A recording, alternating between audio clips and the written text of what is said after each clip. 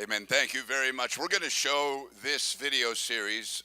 It's actually way too many videos to show one a week. We're going to show maybe 4 of them just in celebration. Maybe some of the crowd that's standing in the back can come and sit. Crowd in the back, come and sit. In celebration of the 250th anniversary of our country, which is unprecedented. There is no other country in the history of the world that has. No hay otro país en el mundo que ha sobrevivido sobre revoluciones, caos, guerras y otras cosas que han causado que regímenes sucedan, etcétera. En la historia moderna, los últimos 300 años más o menos, los bordes han cambiado, naciones han sido invadidas, cadenas rotas, líderes militares que han entrado, pero nuestro país tiene una estabilidad en particular sin precedentes, y esto es por nuestro cristianismo que tenemos y la herencia de Dios. Y desearía que nuestras escuelas enseñaran más sobre esto. Escuelas hoy en día, instituciones de la educación tratan de secularizar todo esto, y esto no es preciso lo que están dando información. Podemos encontrar cristianismo judío como el centro de nuestro país. John Adams es aquel que dijo: nuestra nación ha sido estructurada para las personas que tienen una moralidad que está enraizada en la creencia de Dios. Tenemos un gran privilegio, estamos muy bendecidos. Tenemos muchos regímenes, como el comunismo, es un régimen que no cree en Dios. Mucha su influencia en el mundo tiene, y vemos que se está levantando en nuestro país. Muchas personas están avanzando la idea del comunismo a través del término de progreso social. Es lo mismo. Tenemos que tener muy cuidado de que sigamos protegiendo y guardando nuestra libertad. Siempre hay alguien, una institución o nación, filosofía religiosa que quiere destruir nuestro país. Vamos a comenzar con este video. Son 30 minutos y luego vamos a hacer comentarios después de eso. Me gusta leer sobre la historia. Si tienes preguntas, vamos a hacer un esfuerzo para responderlo. Vamos a ver el video. Muchos estadounidenses hoy en día están desinformados o incluso mal informados sobre la verdad de la historia de nuestra nación. ¿Está el aula estadounidense enseñando una visión alterada de la historia o ha sido reescrita por completo? ¿Qué le sucede a una sociedad que olvida las verdades de su propio pasado y cuáles son las consecuencias cuando lo hacemos? Descubra la olvidada y asombrosa historia de la fundación de nuestra nación en la serie American Heritage. Durante siglos, a los estadounidenses se les enseñó una visión veraz de la historia que reconocía a los héroes piadosos y los fundamentos morales sobre los que se fundó nuestra nación. Pero en años recientes, una nueva versión de la historia ha atacado la fibra moral y espiritual de nuestra nación, dejando la verdad de nuestro pasado eliminada y olvidada, hasta hoy. Acompañe al historiador David Burton y descubra la historia no contada de nuestra nación en la serie American Heritage.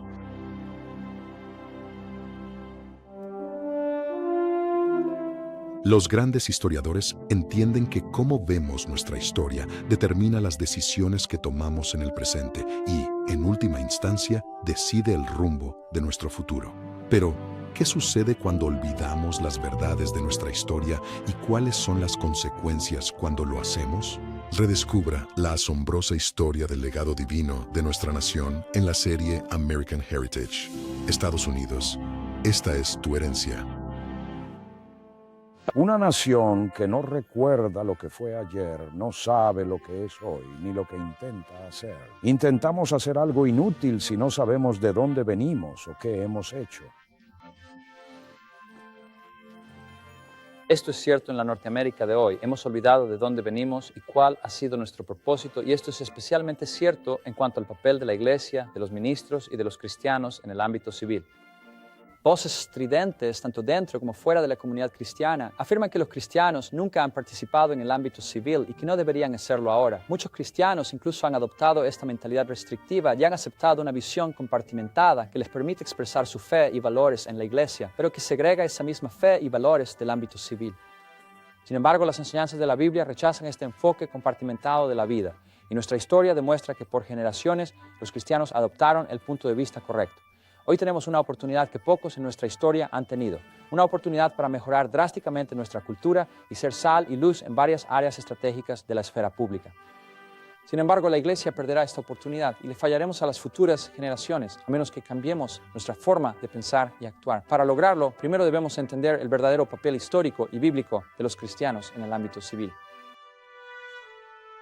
La historia estadounidense, o mejor dicho, nuestra visión de la historia estadounidense, tiene un impacto sustancial en nuestro comportamiento actual. La Corte Suprema de los Estados Unidos es un gran ejemplo. Cada vez que usted entra a la Corte Suprema de los Estados Unidos, está debatiendo sobre un documento de hace 200 años, está debatiendo sobre la Constitución. Y una parte dice, bueno, esto es lo que significa esa cláusula. La otra parte dice, no, esta es la historia de esa cláusula. Por lo tanto, la forma en que vemos nuestra historia, incluso en nuestros documentos estadounidenses, afecta a nuestra forma de vivir hoy. Así que la historia es algo sustancial. Creo que esa es una gran razón por la que hay tanto énfasis en la historia en la Biblia. Dios nos da versículo tras versículo que nos dice que recordemos los días pasados, que recordemos los tiempos antiguos, que conozcamos nuestra historia. Verás que incluso los avivamientos mencionados en las Escrituras tratan sobre redescubrir la historia, como ocurrió con Josías. Encontraron aquel viejo pergamino en el templo, lo sacaron, lo leyeron y dijeron, ¿quieres decir que solíamos ser así? Eso condujo a un avivamiento nacional. Todo lo que salvó a la nación con Esther fue que Mardoqueo estaba a punto de ser ahorcado. El rey leyó el libro de historia y dijo, olvidé que eso sucedió. Y eso cambió la horca de Amán, de Mardoqueo a colgar a Amán. Así que la historia es algo enorme en cuanto al comportamiento moderno actual. Se basa en quiénes fuimos como pueblo. Una excelente muestra de cuánto han olvidado los estadounidenses su propia historia ocurre cerca del 4 de julio. Si le preguntas a la mayoría de los ciudadanos ese día por qué nos separamos de Gran Bretaña, la respuesta abrumadora será impuestos sin representación. Esa respuesta es correcta hasta cierto punto. La falta de representación en los impuestos fue una de las quejas en la declaración, pero solo una de 27 razones. En realidad, fue una de las razones menores junto a la supresión de la inmigración por parte de Gran Bretaña y su interferencia en nuestro comercio exterior. Mencionado en la declaración 11 veces más a menudo que los impuestos sin representación estaba el abuso de los poderes representativos. El abuso de los poderes militares se mencionó 7 veces más, el abuso de los poderes judiciales 4 veces más y en general incitar a la insurrección interna 2 veces más. De hecho, los impuestos sin representación fueron solo la queja número 17 de 27. Se le dio poca importancia en la declaración, pero es el único tema que todos conocen hoy. Empezamos a cambiar al menos la forma en que tratamos la historia estadounidense en los años 30, 40 y 50. Pasamos de una visión muy sustancial de la presencia de Dios en la historia estadounidense a una visión muy secular. Observamos los primeros libros de texto de los siglos XVIII y XIX. Este es uno de los libros de texto más populares de la historia de Estados Unidos. Es de 1878. Esto se usó en escuelas públicas por generaciones y el autor de ese libro, Charles Coffin, lo llama la historia de la libertad.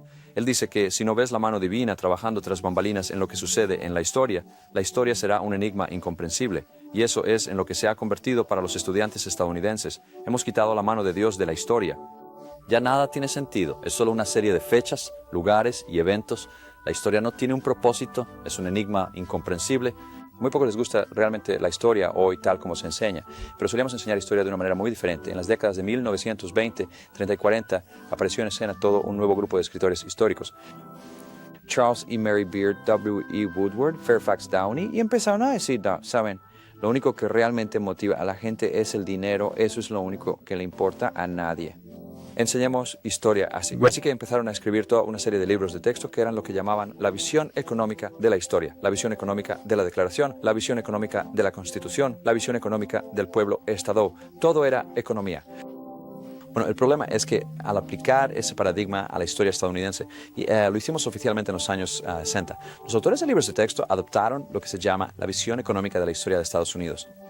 El resultado es ahora de 40, 60, 70 años de enseñanza de la visión económica. Cuando estudias la Declaración de Independencia, hoy aprendemos que Estados Unidos fue fundado. La razón por la que hicieron la Declaración de Independencia fue por los impuestos sin representación. Bueno, esa es una razón económica. El problema con eso es que la declaración dio 27 razones distintas por las que nos convertimos en una nación independiente. Ahora, la tributación sin representación fue la número 17 de las 27. Ni siquiera estaría en su lista principal. No era tan importante. Digo, era un problema. Definitivamente era un problema. Pero no fue el problema. Estaba en la mitad inferior de su lista de razones por las que se separaron de Gran Bretaña. Así que bajo esta visión económica de la historia estadounidense que hemos tenido por 70 años, afecta la forma en que vemos al gobierno, afecta lo que pensamos que el gobierno debería hacer, de qué se supone que trata el gobierno, sobre empleos y detener la subcontratación y la economía. Y no, en cualquier sesión del Congreso, el Congreso trata entre 10,000 y 13,000 proyectos de ley por sesión. Cientos y cientos y cientos de esos proyectos de ley no tienen nada que ver con la economía, pero nunca escucharemos eso en las noticias, ¿cierto? Y ese es el problema que tenemos con la historia estadounidense. Nos enseñan que la historia solo trata de economía. Es todo lo que hace el gobierno y es lo único que vemos ya. Así que hemos perdido gran parte de los fundamentos morales y religiosos. ¿Me estás diciendo que esa visión del mundo surgió en los años 20 y 30 con los escritores que describiste? ¿Y cuál era su objetivo? ¿Su objetivo era separar a Estados Unidos de la fe de los padres fundadores? ¿Cuál crees que era el propósito de ese grupo de diferentes escritores? Lo que descubres es que esos escritores que reintrodujeron esta nueva forma de enseñar historia eran ellos mismos muy seculares. Personas como Robert Ingersoll, quien fue el primer gran ateo conocido en Estados Unidos, comenzó a defender que el gobierno estadounidense ha sido secular desde sus inicios. La Declaración de Independencia es un documento secular. Eso es un absurdo, porque si lees la declaración, reconoce a Dios 4 veces. Pero él dice, no, es un documento secular. Así que a partir de 1876 hubo un grupo históricamente llamado la Unión Liberal Americana. Su propósito entero, tenían una plataforma política, era eliminar a Dios de los asuntos públicos, eliminar a Dios del conocimiento público, eliminar a Dios de los libros de texto. Esa era su plataforma. Bueno, muchos de los que escribían libros de texto, que eran historiadores, eran parte de ese movimiento secular. Así que al llegar a los años 20, su postura es, no nos importa la mano de Dios en la historia. Ahora, volvamos a nuestra visión de la historia que hemos tenido, que es lo que a menudo se llama una visión providencial de la historia estadounidense. Eso es lo que todo historiador importante enseñaba.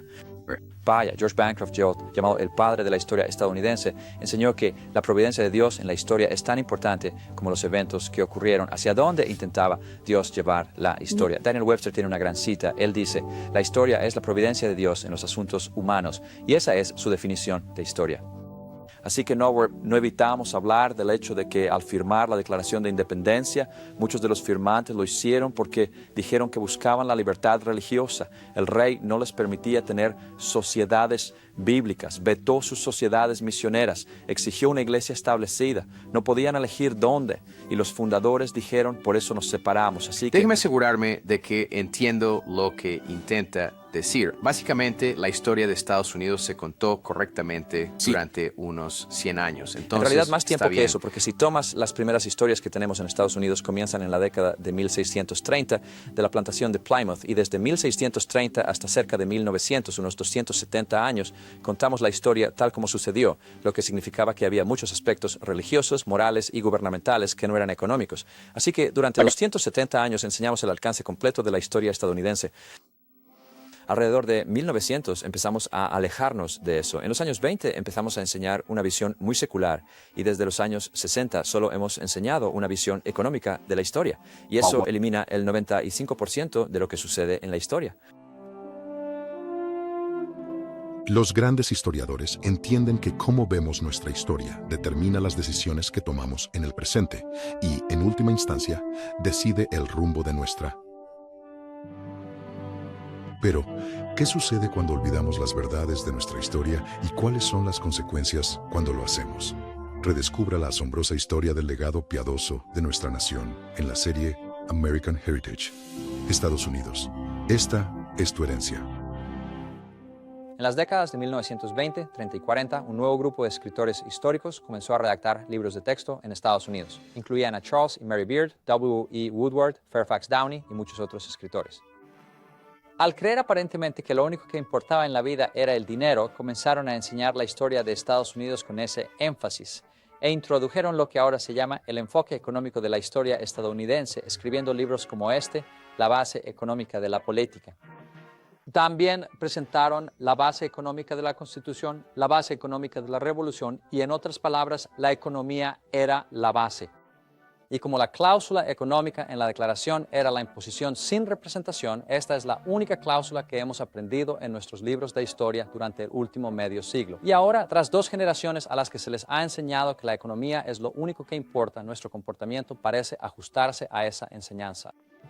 Por ejemplo, el 45% de los cristianos evangélicos que votaron en las elecciones recientes dijeron que los temas económicos eran más importantes que los morales. Y ahora incluso juzgamos a nuestros líderes nacionales no por su carácter moral u otros rasgos de liderazgo, sino más bien por cómo va la economía, cuál es la tasa de desempleo o cómo se desempeña el promedio industrial Dow Jones. Sin embargo, si lee los libros de historia estadounidense anteriores a estos autores recientes, de hecho, si solo lee las 27 razones dadas en la declaración de por qué nos separamos, encontrará una visión de la historia completamente distinta a la que se enseña hoy. Encontrará que cuestiones ajenas a la economía motivaron a la mayoría de las personas. Mencionaste que hubo 27 razones distintas por las que los firmantes básicamente querían la Constitución. ¿Cuáles son 3 de las principales? Si la 17 era, ya sabes, básicamente impuestos sin representación. Lo que no entendemos es que 11 de esas cláusulas tratan sobre el abuso de los poderes gubernamentales, así que estaban realmente en contra, y fue un abuso de los poderes representativos. Tenías al gobierno británico interviniendo. Nuestras legislaturas aprobaban leyes y el gobierno británico decía, oh, no queremos eso. Un gran ejemplo fue que aprobamos varias leyes contra la esclavitud como colonos británicos. El gobierno británico vetó cada una de ellas. Aprobamos varias leyes de libertad religiosa. El gobierno británico las vetó. Así que llamamos a eso un abuso de los poderes representativos. Creíamos en el consentimiento de los gobernados, creíamos en la voluntad de la mayoría, y Gran Bretaña seguía ignorándola. Teníamos 7 cláusulas que trataban sobre abusos militares. Uno de los problemas que teníamos es que el ejército no estaba dirigido por civiles, estaba dirigido por militares independientes de los civiles. Por eso, en Estados Unidos, nuestro comandante en jefe es un civil. Nos aseguramos de que los civiles estén por encima de los militares. Sin embargo, hay 4 cláusulas en la declaración que tratan sobre abusos judiciales. Los fundadores dijeron, estamos cansados de ser parte de un gobierno donde los jueces dictan las políticas. Vamos a crear nuestra propia nación donde los jueces no dicten políticas. Nunca escuchamos que el activismo judicial fuera un problema en la Declaración de Independencia. También tienen problemas morales. 2 cláusulas tratan sobre que el rey Jorge no nos deja terminar con la esclavitud. Queremos terminar con la esclavitud. Vamos a fundar nuestra propia nación donde podamos terminar con la esclavitud. Las libertades religiosas fueron otro gran tema en la declaración, pero solo oímos hablar de impuestos sin representación. Esto es de 1762 y es la carta fundacional de la primera sociedad misionera en Estados Unidos, la Sociedad para Propagar el Evangelio entre los indígenas y otros en Norteamérica. Estados Unidos pensó que era una gran idea, pero el rey Jorge III, al parecer, pensó que competiría con la labor de la Iglesia establecida nacionalmente, así que vetó la carta. Este tipo de acción del rey no fue bien recibida por varios de los fundadores que deseaban libertad religiosa en Estados Unidos, incluyendo la capacidad de crear sociedades misioneras, sociedades bíblicas o sociedades de escuelas dominicales. Por consiguiente, padres fundadores como Charles Carroll de Carrollton y Samuel Adams, quienes firmaron la declaración, dijeron que la libertad religiosa fue la razón por la que se involucraron en la Revolución estadounidense. Y luego estaba el asunto de la esclavitud. En 1774, Pensilvania aprobó una ley para abolir la esclavitud y otras colonias también intentaban terminar con ella, pero el rey Jorge III vetó esas leyes antiesclavistas estadounidenses. El rey estaba a favor de la esclavitud. El Imperio Británico practicaba la esclavitud y mientras fuéramos parte del Imperio Británico, nosotros también practicaríamos la esclavitud. Esta postura del rey fue motivo de gran descontento para muchos fundadores. Henry Lawrence, presidente del Congreso durante la Revolución estadounidense, protestó contra esta posición británica. Lawrence proclamó: detesto la esclavitud, pero nací en un país donde la esclavitud había sido establecida por reyes y parlamentos británicos mucho antes de mi existencia. Dado que la única forma de que Estados Unidos terminara con la esclavitud era separarse de Gran Bretaña, muchos fundadores decidieron que la separación sería una medida apropiada.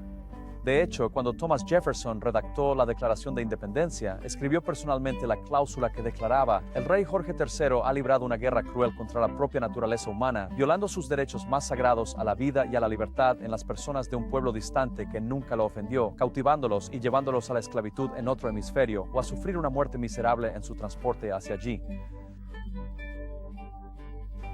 decidido a mantener abierto un mercado donde los hombres debían ser comprados y vendidos, ha prostituido su veto para suprimir todo intento legislativo de prohibir o restringir este execrable comercio. Es decir, no solo el rey Jorge III ha participado en la esclavitud y el comercio de esclavos, sino que incluso se ha opuesto a todos los esfuerzos para detenerlo.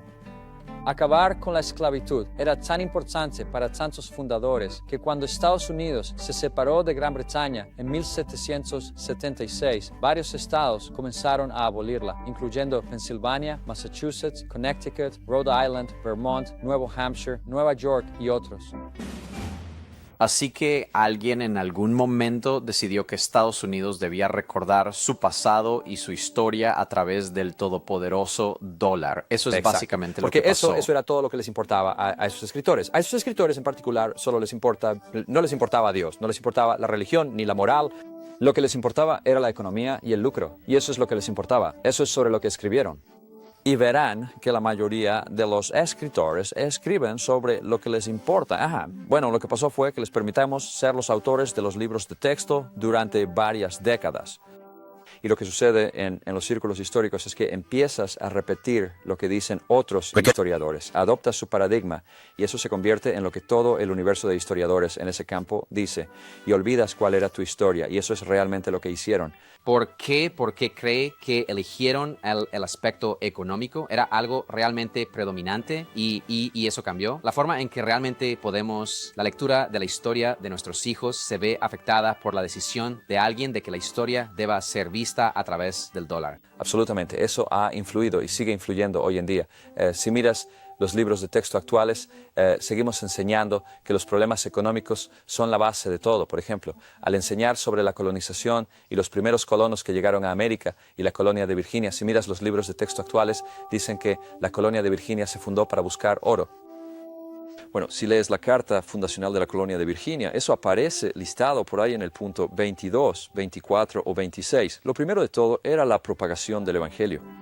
Pero, como vamos a hablar desde el punto de vista económico, tomaremos este asunto que está al final de la lista y lo elevaremos al número 1. Así que, al analizar los aspectos de la colonización que tenemos en Estados Unidos hoy, decimos que todos los colonos vinieron aquí buscando tierras, buscando riqueza, buscando escapar de la pobreza económica que tenían en Gran Bretaña, o Francia, o Holanda, o donde fuera. Eso es un disparate. Cada una de las cartas de colonización estadounidense pone la propagación del Evangelio de Jesucristo como algo fundamental, pero nunca escucharán eso en un libro de texto hoy en día.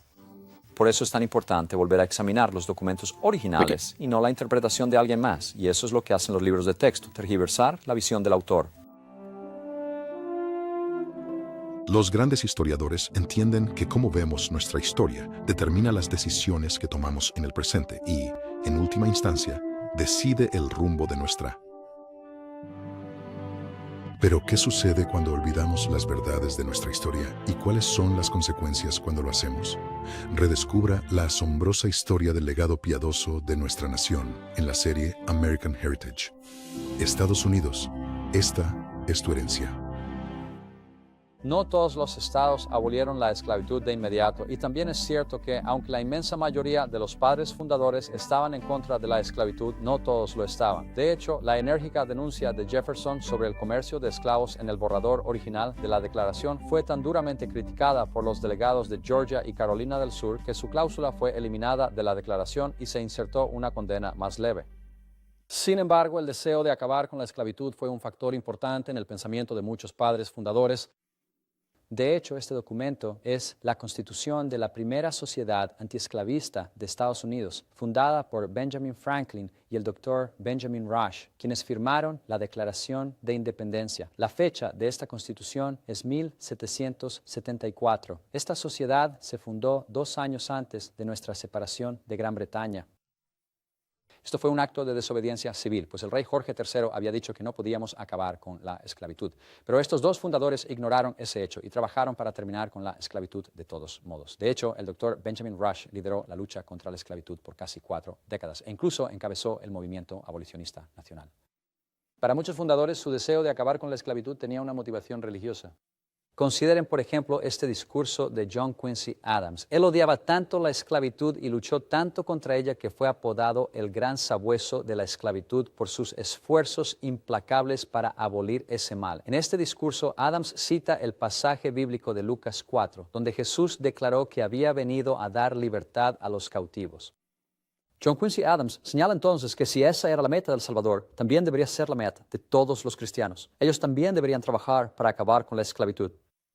Como pueden ver, asuntos como las libertades religiosas y el fin de la esclavitud, además de otros temas como la eliminación del juicio por jurado, el reclutamiento forzoso de marineros estadounidenses por los británicos y la imposición del poder militar sobre el civil, fueron razones importantes detrás de la separación de los fundadores de Gran Bretaña. Sin embargo, hoy solo oímos hablar de impuestos sin representación. Me recuerda a ese pasaje de Santiago que dice, ¿de dónde vienen las guerras y los conflictos? Vienen de los deseos y la codicia de su propia carne. Es decir, miren lo que estamos viviendo ahora por eso. Bueno, hemos tenido esto por 70 años. Afecta la forma en que la gente se comporta. Afecta, por ejemplo, los cristianos a menudo llaman a los votantes cristianos los votantes de valores. Esos votantes por valores en las encuestas. Si observas a los distintos grupos de votantes cristianos, tienen votantes cristianos, votantes nacidos de nuevo, votantes evangélicos.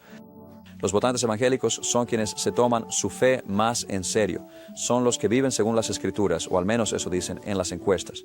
Y sin embargo, en las últimas elecciones federales se observa que el 45% de los evangélicos dijo que, a la hora de votar, los temas económicos son más importantes que los morales. Eso no es vivir su fe.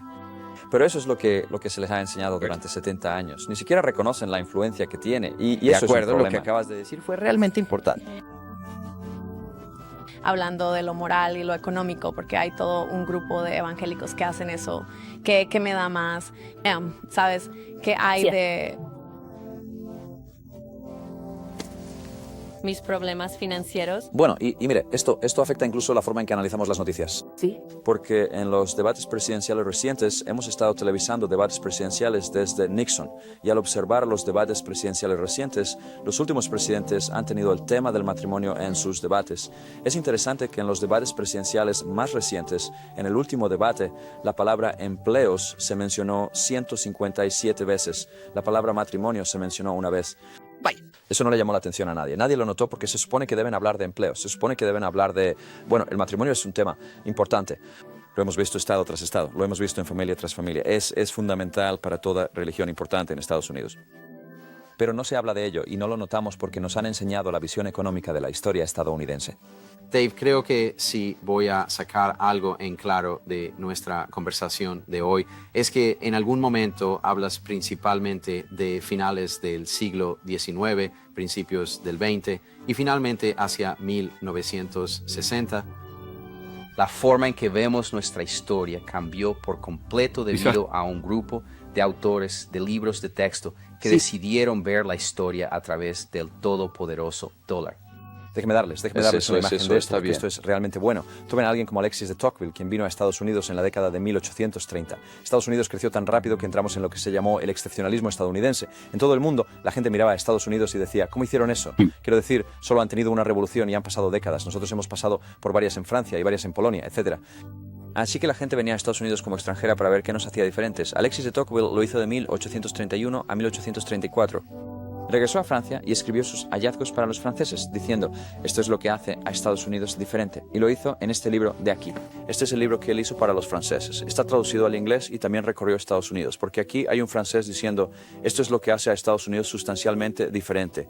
Y él analiza, habla de nuestra fe, habla de nuestra religión, habla de que la principal fuerza política en Estados Unidos es el cristianismo, habla de que no puedes pasar por un pueblo sin encontrar misiones cristianas, dice que ellos son quienes cuidan de los pobres, ellos son los que... Y él recorre todo el cristianismo. Ahora, esto es lo que enseñamos en las universidades durante los siguientes 100 años. Llegamos al día de hoy. Todavía enseñamos a Alexis de Tocqueville en las universidades, pero esta es la versión que usamos hoy. Ahora, creo que falta algo entre esas dos versiones. Vaya, y si miras esto, esta versión dice específicamente al principio que ha sido abreviada para el lector moderno. Bueno, ¿qué es lo que el lector moderno necesita aquí que no teníamos allá? La respuesta es que al leer esto han quitado todos los aspectos religiosos y morales. Sí, solo queda una recitación de los aspectos gubernamentales, los aspectos regulatorios. Nada sobre la fe de Estados Unidos, nada sobre la moralidad de Estados Unidos. Ve, esa es la diferencia entre los historiadores antiguos y los modernos que eliminan eso. Y así es como hemos perdido gran parte de la historia estadounidense en esta transición de los libros de texto históricos. Vaya. La forma en que vemos la historia es muy importante. Lo es. Si pensamos que el gobierno solo trata de economía y que de eso trata toda la historia, eso es lo que le exigiremos al gobierno. Sí, pero si volvemos a leer la declaración y decimos no, el gobierno también debe tratar temas morales, temas de libertad religiosa, se supone que debe mantener a los jueces bajo control, se supone que debe asegurar que el ejército no se salga de... Si conocemos nuestra historia de esa manera, entonces eso es lo que esperamos en las políticas de hoy. Así que lo que sabemos de historia afecta nuestra forma de actuar hoy en día. No, no debes confiar en alguien solo porque escribe un libro. Exacto. Vuelve atrás y verifica sus fuentes. Vuelvan a ver sobre qué escribieron. Hay varios libros ahora que tratan sobre la era fundacional. La era fundacional fue desde 1760 hasta 1805. Revisa la bibliografía. Todos sus libros de texto fueron escritos en los años 1960. Ahora, ¿por qué estudiarías los años 1760 con libros de los años 1960? Vuelve a los años 1760. Sí, y eso es lo que buscas en los libros de texto, esa dependencia de la documentación original.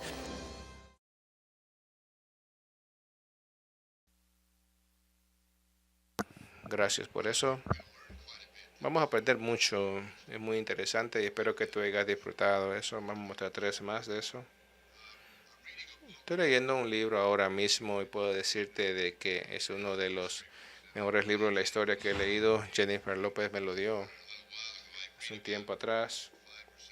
Leí 5 libros al mismo tiempo y habla sobre la historia de Estados Unidos por David Barner. Y da una recitación increíble de historia de la fundación de nuestro país, el cual está hablando en estos videos, pero regresa en los 60 años previos a la Revolución Americana, en la colonia, en los fundamentos. El libro se llama La Historia Americana por David Barner. Ahora es muy caro, si alguien cuesta $28. Creo que solamente está en físico. No lo recomiendo de que tú lo leas. Es muy fácil de escribir, de entender, muy breve. Vemos ciertos elementos y aspectos. Estoy muy impresionado de las 2 colonias. Uno empezó en los 1960. Esta fue la primera colonia que empezó en la costa este de los Estados Unidos. Comenzó en Inglaterra, el segundo, la que más estamos más familiarizados con eso. Empezó o fue establecido. Y lo que más me impresionó, y conozco esto demasiado sobre esto, las dificultades que aquellas personas tuvieron que pasar y ahora somos capaces de vencer y permanecer. Jamestown empezó en Virginia, en la costa este.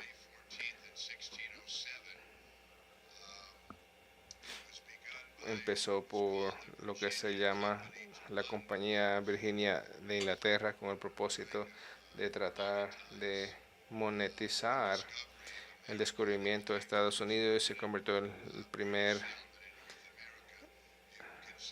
Consistía en 2. 75 de ellos murieron en 6 meses por hambre, enfermedades. Los siguientes años, muchos vinieron aquí en la población de 60 de ellos murieron en los últimos 6 meses. La vida era muy difícil, nomás tratar de tener comida, pero obviamente permanece ahí. La historia vemos cómo esto comenzó. Tienes que leer la historia sobre esto. Es una historia muy fascinante sobre las dificultades que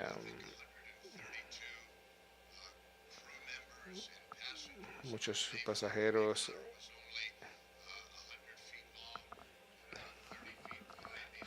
Estos 132 pasajeros vivieron ahí debajo del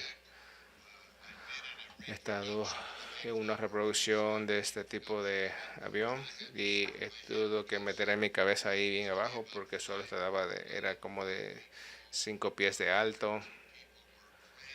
Muchas personas estaban ahí en ese pequeño espacio, vivieron ahí por 6 meses. O sea, que descubrieron el área donde querían colonizar, tuvieron que edificar, construir aldeas, y ese era el lugar más seguro para quedarse. De los 102 tripulantes, 45 murieron en el primer invierno. Algo inimaginable, pero permanecieron ahí, establecieron la colonia, empezaron a crecer comida, y en 50 años de la colonia, la población de Nueva Inglaterra hicieron a 36,000. Una vez que las personas vieron de que ya era algo seguro, había comida, podían vivir ahí, edificar casas. La población creció a los 80 años después de la fundación de la colonia. La población creció por encima de 90,000 personas.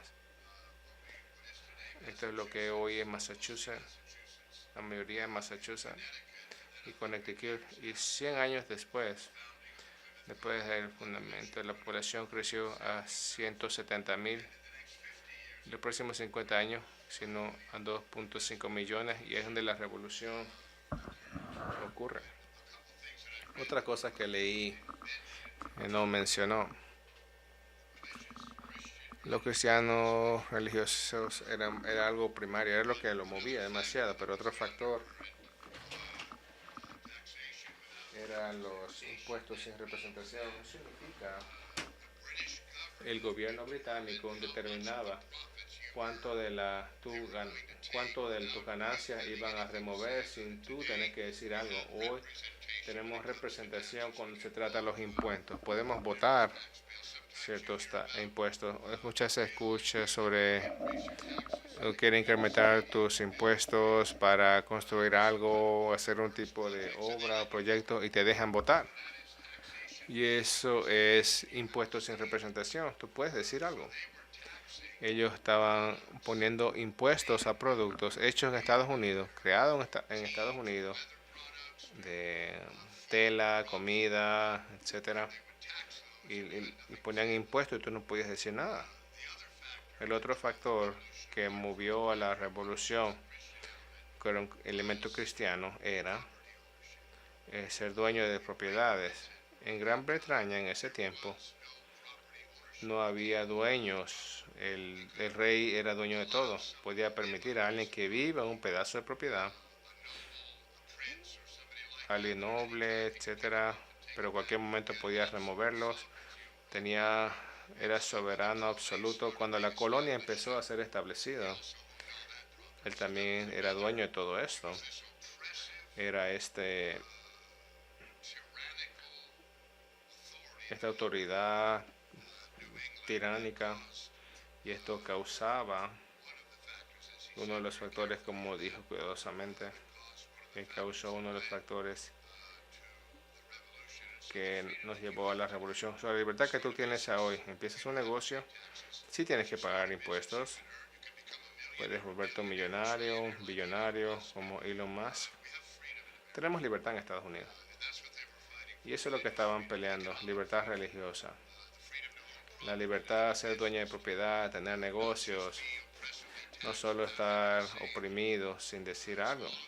Todas estas cosas dieron un camino a la revolución americana, y como él dijo y aprendí en mi propio, la libertad de esclavitud. Muchos de los otros padres fundadores tuvieron esclavos, muchos otros individuos estaban en contra de la esclavitud, porque la esclavitud era algo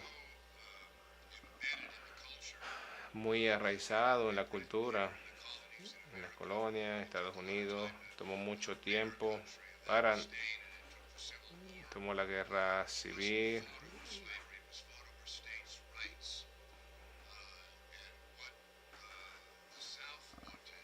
y lo que el sur quería,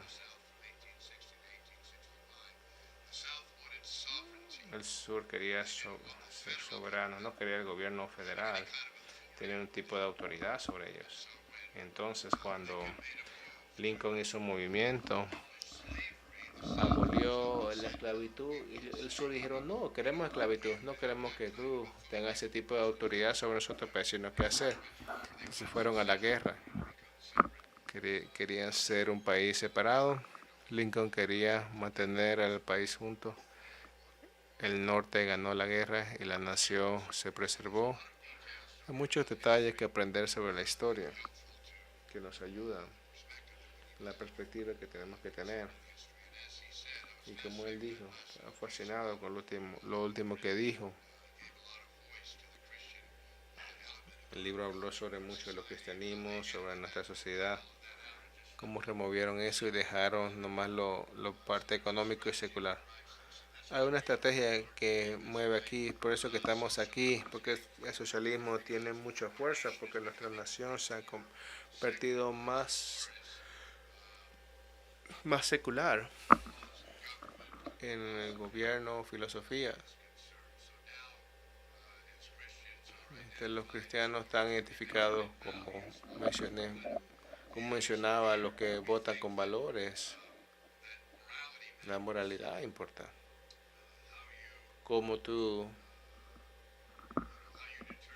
determinas tu familia, actividad sexual como la pornografía. Tenemos valores que queremos impuestos, cómo nuestro gobierno funciona y opera, y eso claramente es peleado en contra y nos convertimos más y más en una minoría hoy. Vamos a aprender mucho de esto, vamos a mostrar 3 más de estos videos.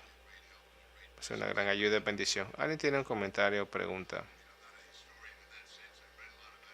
Me gusta leer sobre historia. Quizás no puedas responder tu pregunta, pero podemos hacer un esfuerzo.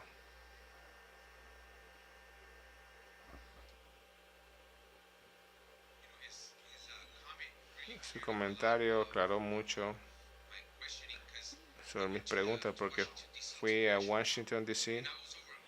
y estaba muy impresionado por cuánto de Dios estaba en nuestros monumentos. Me hice la pregunta, ¿por qué personas no saben esto? Obviamente porque cambiamos la historia y aprendimos diferente historia. Personas no lo saben, pero si un cristiano va ahí y dicen, wow, cuántos de nuestros fundadores, padres, eran basados en el cristianismo. ¿Alguien más?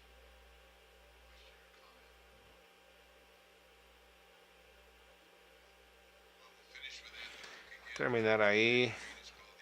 Te recomiendo que leas el libro de la historia americana, David and Tim Burton.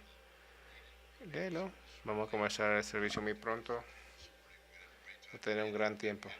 Recuerda, tenemos el torneo de baloncesto hoy. Voy a estar ministrando esta noche. Queremos alcanzar a estos visitantes. Sé parte de todo. Vamos a comenzar el servicio muy pronto. Dios lo bendiga. Gracias.